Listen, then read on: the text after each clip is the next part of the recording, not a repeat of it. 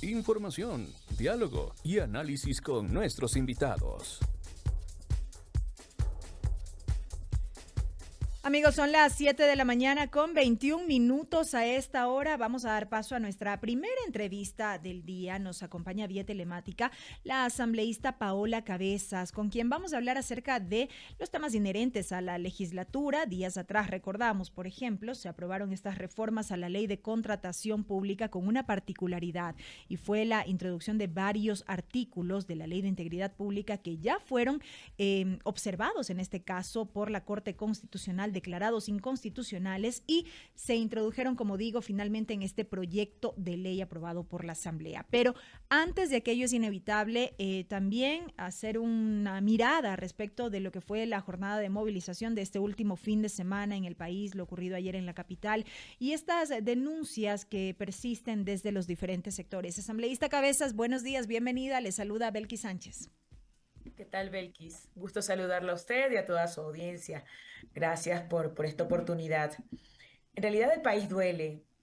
Duele porque las movilizaciones, porque el descontento social se pudo haber evitado si hubiera existido desde Carondelet, desde el presidente de la República, una capacidad de escucha, de entender que las condiciones económicas del país no son las mejores.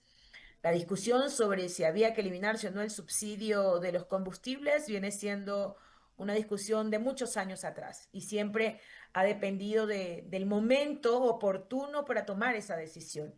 Creo que el país no estaba preparado o no está preparado para un golpe tan fuerte a la economía, sobre todo a la economía de los que menos tienen, la economía del productor campesino, del transportista, de la clase media popular, que en realidad es la que se ve afectada con estas decisiones.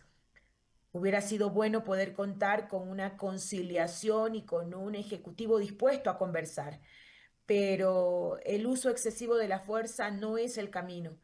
Y lamentamos mucho que en esta decisión de no escuchar, pues justamente se vean perjudicados sectores igual de importantes de la sociedad como el movimiento indígena.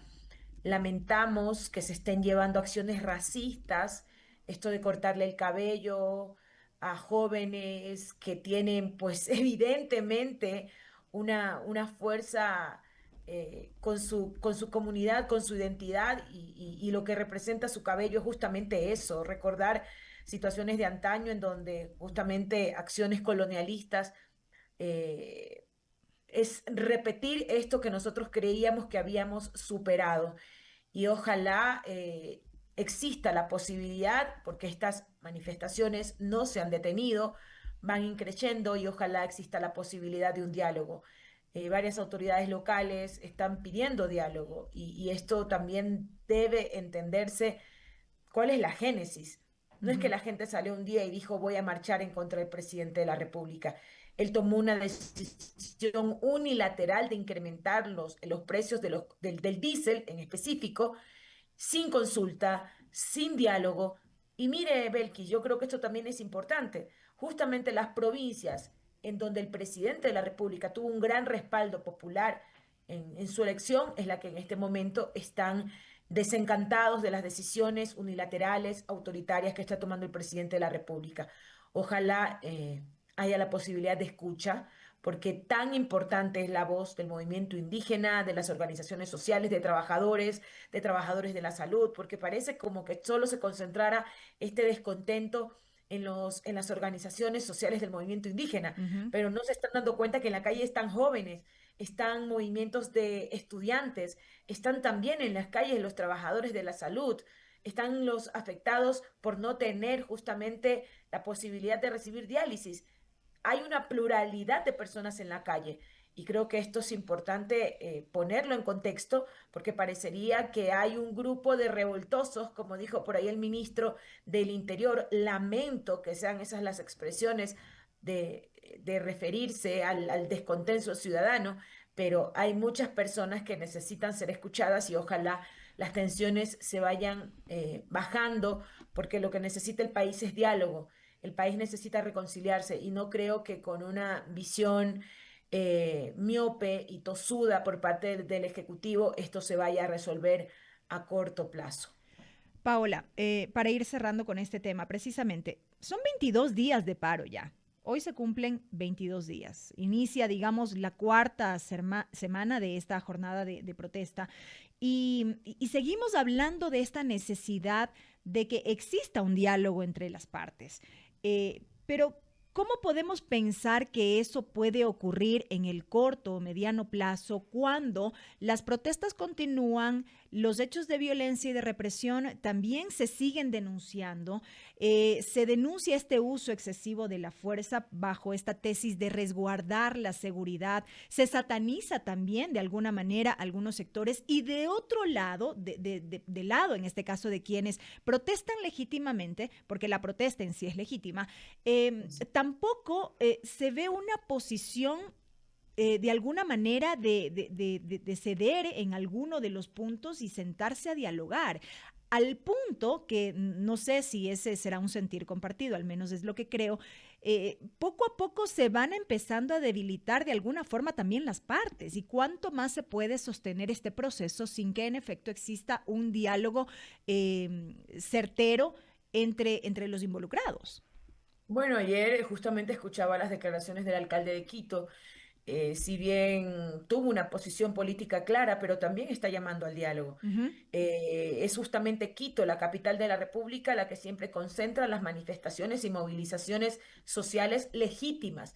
Pero también entiendo la posición del alcalde. Él tiene que resguardar a la ciudad, Ujú. tiene que poner justamente a resguardo los bienes de la ciudad, pero también hay que entender, y Belkis, yo quiero ser clara.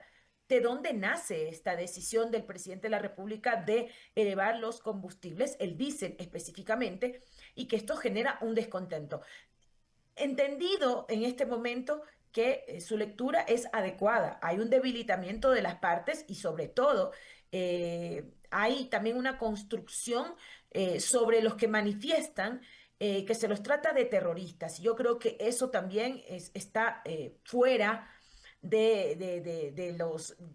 No, no se puede tratar así a quienes legítimamente hacen uso de su derecho a la protesta.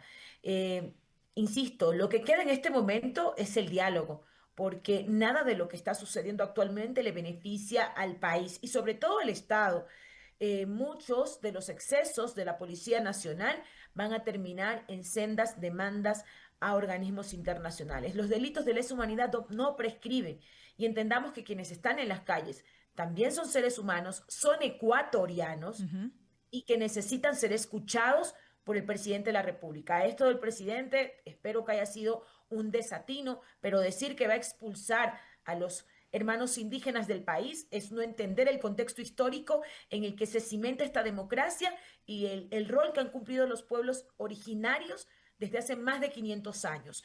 Eso también requiere respeto y creo que tampoco por parte del Ejecutivo se ha establecido un discurso conciliador que evite que estas movilizaciones continúen. Al contrario, creo que hay más ataques, estigmatizaciones, racismo por parte del Ejecutivo y quienes amplifican estos mensajes desde las redes sociales y que esto tiene que parar por el bien del país, porque también hay otra contraparte que también debe ser escuchada, que Correcto. justamente quienes están, pues obviamente sufriendo las consecuencias de esta paralización. Estamos hablando del sector económico, que también se ve perjudicado, pero esto se resuelve con un diálogo abierto, un diálogo sin condiciones, un diálogo que permita recuperar la confianza del Ejecutivo, que creo que en este momento la palabra presidencial se ha devaluado y es eso lo que hace que en este momento pues en vez de existir una conciliación y un consenso, al contrario, haya mayor molestia social en las calles. Paola, 7 de la mañana con 30 minutos. Por cuerda separada, digamos así, además de esta coyuntura que vivimos ahora mismo por las movilizaciones en el contexto del paro nacional, en la Asamblea Nacional siguen ocurriendo cosas, siguen pasando cosas, se siguen debatiendo y aprobando leyes, y yo decía en la presentación de esta entrevista o hacía referencia a la aprobación de estas reformas a la ley de contratación pública que se produjo justo antes de salir al feriado y en la cual, decía yo, se introdujeron varios artículos de una norma que ya fue observada en este caso por la Corte Constitucional en en donde se presentaron demandas, es decir, artículos que fueron ya declarados inconstitucionales de alguna manera, se los introdujo en esta nueva ley que me atrevo a decir también será objeto de demandas, de nuevas demandas ante la Corte. En realidad, Belkis, debo decirle aquí en honor a al espacio de confianza en el que estamos debatiendo, en realidad en ocasiones nos sentimos en realidad maniatados, porque esta mayoría que no obedece a cumplir con la ley, porque no es posible que los legisladores, que somos quienes legislamos, Uh -huh. violemos permanentemente. Digo violemos, no lo digo por nuestra bancada, estoy hablando desde un ámbito institucional, Desde un cuerpo porque a la colegiado, hora, digamos así. Uh -huh. claro, somos un ente colegiado, pero no es posible que la mayoría oficialista insista en violar permanentemente las leyes, la ley orgánica de la función legislativa y la Constitución. Y creo que usted ha hecho una introducción necesaria. La Corte Constitucional, te guste o no, porque en este momento parece que continúan en este bombardeo a la Corte Constitucional porque se quieren, no sé, deslegitimarla, buscan algún mecanismo para desestabilizar a la Corte Constitucional que está cumpliendo con lo que le corresponde, te guste o no te guste. Porque si ya hay dictámenes de Corte Constitucional que declaran algunos artículos inconstitucionales, ¿cómo insistes en meterlos por la tranquera sin ningún debate? Y lo peor de todo, Belkis, sin ningún debate. Un día incorporaron en el segundo debate, incorporaron cerca de más de 120 artículos. Es una locura. Ni siquiera respetan el procedimiento para tratarlo artículo por artículo. No, se pasaron todo por la tranquera y vemos hoy lo que está pasando. Es muy probable que esta ley se vaya a declarar inconstitucional. Y mire, tocando aquí un tema sensible que tiene que ver justamente con los recursos de los afiliados y de los jubilados del BIES, poner en riesgo el patrimonio de todos los ecuatorianos, porque el BIES, les guste o no, es autónomo. El BIES, les guste o no, es de todos los afiliados, es nuestro, es suyo, Belkis, es de todos. Y la discrecionalidad con la que se ha tratado estos temas requieren justamente de una posición completamente clara y radical. Nosotros no vamos a dejar pasar esto. Estamos analizando como bloque también presentar acciones de inconstitucionalidad contra esta ley, porque como usted lo ha dicho, varios de esos artículos ya fueron declarados inconstitucional. Hablan de una nueva norma que amplía atribuciones del Ejecutivo y debilita el rol técnico que debe tener el CERCOP. Esto es gravísimo. Lo que abre un espacio a la corrupción y rompe el principio de control y equilibrio entre las funciones. En lugar de fortalecer la transparencia, se institucionaliza la discrecionalidad y diría yo, están institucionalizando la corrupción, la zapada, afecta a los pequeños productores. Nosotros como Revolución Ciudadana hemos advertido que esta ley no garantiza la inclusión de pequeños y medianos productores locales, que esto es un elemento muy importante, porque usted sabe que el catálogo inclusivo ha permitido por muchos años justamente que en la contratación local se priorice a las empresas o a las asociaciones de la localidad. Esto rompe ese principio y no mantiene un modelo de competencia y mantiene, o en este caso, implementaría un modelo de competencia desigual, donde los grandes contratistas van a continuar favoreciéndose. Las propuestas para usar los valores indexados al salario básico para dar prioridad a los productores nacionales fueron completamente ignorados. Una ley que erosiona la democracia sobre las normas que se aprueban sin debate, ya lo dijimos acá, y reducen la soberanía popular. Nosotros dimos algunas recomendaciones y observaciones técnicas que no fueron acogidas como Revolución Ciudadana, que no fueron acogidas, estimada Belkis. Y en ese sentido, como bancada, ¿tienen esta intención de presentar una demanda formal ante la Corte respecto de esta ley? Pero por supuesto, porque entre las observaciones que presentamos, de más de 50 observaciones técnicas presentadas, menos del 10% fueron aceptadas. Y esto parcialmente. Nosotros pedimos, por ejemplo, en el artículo 1, eliminar las exclusiones de compras menores de $20,000 por falta de control. También en el artículo 47, 48 y 50 pedimos indexar valores al salario básico para mantener la proporcionalidad económica. Tampoco se tomó en cuenta. Pedimos incorporar definiciones claras como relación costo-beneficio, no no dejarlo en el reglamento. También la contradicción entre libre competencia y apoyo real a los pequeños productores.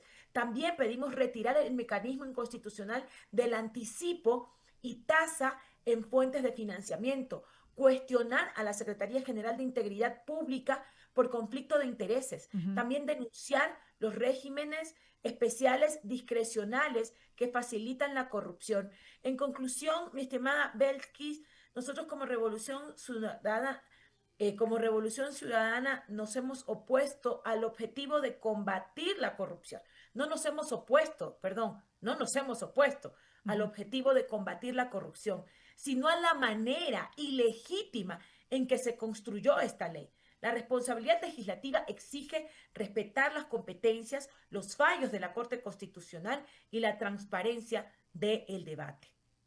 Y yo decía, es importante hablar de estos temas porque, como manifestaba en un tramo de la entrevista cuando introducí este tema, son cosas que están pasando también a nivel de la Asamblea Nacional y en este momento estamos quizá muy centrados o muy enfocados en lo que ha sido las movilizaciones, las protestas en diferentes puntos del país, el paro nacional convocado por el movimiento indígena, al que se han sumado diferentes organizaciones que ya hemos visto, pero es importante no dejar de ver también lo que está ocurriendo en este poder del Estado, porque al final del día, y como siempre sostengo, de este seno salen las leyes que rigen nuestro país y es importante verlo y es importante discutir también sobre estos temas y no perderlo de vista. Sí, Belkis, y esto es importante que ustedes como medio de comunicación público estén haciendo énfasis de esto, porque la Asamblea Nacional en este momento está completamente desconectada de lo que sucede en el país. En la Asamblea Nacional hay un presidente que obedece a instrumentalizar la agenda del Ejecutivo, del Fondo Monetario Internacional y todas estas leyes que todas las aprobadas han tenido pues justamente observaciones por parte de la Corte Constitucional, van a continuar insistiendo en aprobarlas por encima de la Constitución y de la ley. Y mientras la calle está caliente, mientras los ciudadanos se encuentran inconformes, mientras la inseguridad continúa en crecimiento, mientras el país está en un caos completo, la Asamblea Nacional de manera deshonesta, porque hay una deshonestidad política por parte de la bancada de gobierno de continuar aprobando este tipo de leyes a espaldas de la gente, a espaldas de los ciudadanos, sin comprender que la economía es cíclica y que la economía tiene también otros actores que son importantes. No puedes pretender aprobar leyes para enriquecer a unos pocos, para que el proceso de contratación pública quede concentrado en las mismas familias que son a las que les condonan deudas, que son las que se siguen beneficiando de las reformas tributarias, mientras cuando pedimos, porque mire, hemos pedido cosas sencillas, como por ejemplo a los deudores de buena fe, que se les permita, por ejemplo, tener una segunda oportunidad para que puedan acceder a un crédito, para que puedan tener una tarjeta de crédito, para que puedan reinsertarse a la economía de manera formal. Un deudor de buena fe en este país pasa a ser casi un delincuente y no hay una mirada para darles la posibilidad de que puedan acceder a un crédito. Sin embargo, en este país, en esta asamblea, con la nueva asamblea de ADN, se siguen condonando deudas y se sigue beneficiando a los grandes capitales. Hay una inequidad económica terrible. Y cuando pedimos que justamente se introduzcan artículos que vayan en beneficio de las grandes mayorías, hay un bloqueo permanente. Correcto. Y lo que duele, Belkis, es que muchos de los asambleístas que están justamente apoyando esas leyes son gente que viene del sector popular, son gente que viene supuestamente de luchas sociales, son gente que ganó con una agenda progresista, pero que sin embargo hoy se han acomodado a la bancada de gobierno y le están vulnerando el derecho a los ecuatorianos a poder contar pues, justamente con estas oportunidades, porque la economía no puede mirarse solamente desde el beneficio de unos pocos. Y la democracia no se define con discursos, se define con actos. Y aprobar leyes sin debate es un desacato a la Corte Constitucional y es un atentado a la transparencia, a la institucionalidad y a la confianza ciudadana que les han dado a ellos, pero que sin embargo siguen vulnerando permanentemente con estas acciones. Correcto, Paola, con esto me quedo y sí, es importante seguir hablando también de estos temas y llevará otra oportunidad más adelante. Gracias por habernos acompañado el día de hoy en este espacio. Agradezco siempre eso, el espacio que nos abren para poder conversar con la ciudadanía. Un excelente día. Lo propio, Paola Cabezas, asambleísta, hablando acerca de la coyuntura política nacional en nuestro país y también de aquellos temas que hacen parte del trabajo de la Asamblea Nacional. Son las 7 de la mañana con 41 minutos, amigos.